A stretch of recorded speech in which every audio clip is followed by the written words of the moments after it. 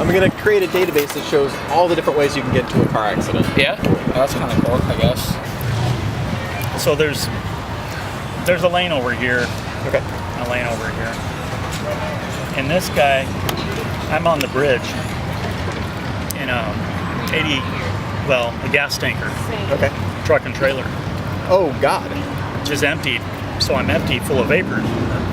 And this is probably, I had just been at a stoplight and a red light, waited for the green, so at green you proceed. This is one of those bridges that will raise up and let ships go underneath. Okay. Anyway, so I start on going. I see this guy coming must have been going about 50. And it had been raining that day, a little wet. And there's a turn with a little bit of a bump from a railroad track. And he got some of this bouncy action. Yeah. And it's a metal bridge, mind you. Yeah. So he's trying to turn, but he's sliding like this. Yeah. And I'm going like this. Caramel lollipop. And I knew it was going to be a head-on collision. So since there's no one else on there, I went over in this lane. After he crossed his line to avoid him. And he bounces off this bridge. Yeah. And he hits my drivers. And he bounces off and hits the bridge. And it hits my trailer. Yeah. And then he hit me so hard with such force. You know how you have tandem axles, duals on the back? Yeah. 2 axles on the truck? Yeah. He destroyed my aluminum wheel. He dropped my drive shaft on the ground. He hit me so after he hit the bridge and bounced off and hit me, right? Because he hit the bridge first. Yeah. And then bounced off and hit me. On the rebound. And then and he bent my axle. So my truck can't go anywhere. Right. So I kind of like stop, and I'm trying to be out of the way where cars can go around and these guys can go around. And I call 911 because I think this guy's toast. Yeah. There's no way he can survive. Especially with that axle. And he actually drove his car back down to this side where I was at somehow. Okay. Yeah. And I call 911 and they ask the nearest cross street, you know. And it happened to be on the Oakland side. This side's the Alameda side. Okay. So they said we'll be there as soon as we can.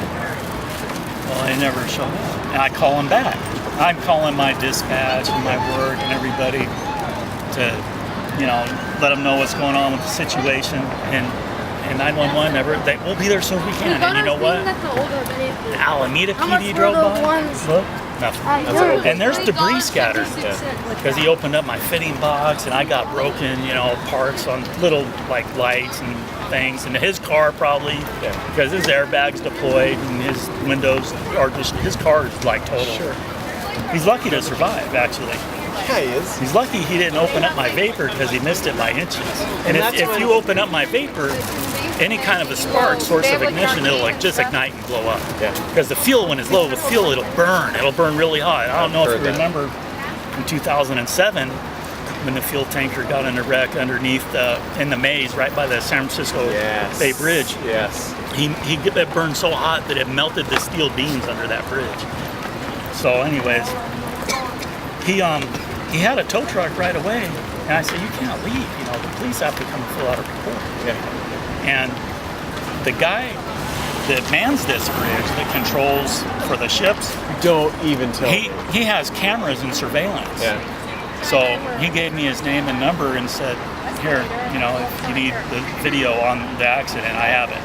It's all recorded." Oh, that's rad. So yeah, that's good. Because you probably ended up looking kind of like an asshole because you're pointing the wrong way. It's like, oh, that truck driver probably did it.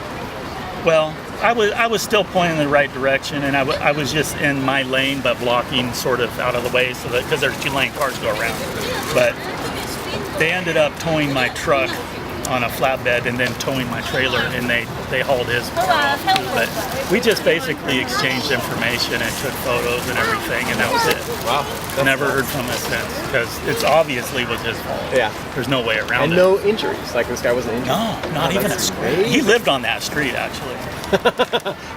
He'd probably been up and down there a million times and just driving way too fast for road conditions. Yeah.